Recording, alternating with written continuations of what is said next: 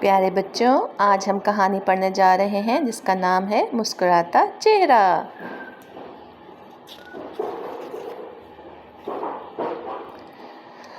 School سے گھر پہنچنے کے بعد علی ہاتھ منہ دھونے کے لیے غسل خانے میں گیا، لیکن دھوئے بغیر ہی واپس آ گیا اور اپنا بستہ کھول کر ایک ایک چیز باہر نکالنے لگا۔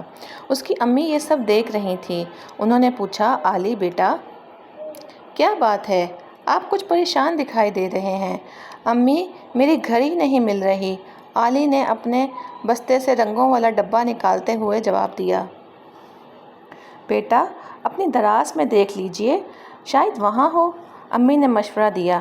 امی، مجھے اچھی طرح یاد ہے کہ میں نے آج سائنس کے پیریڈ میں اپنی گھڑی میں وقت دیکھا تھا، علی نے اپنی کلائی پر ہاتھ پھیرتے ہوئے کہا۔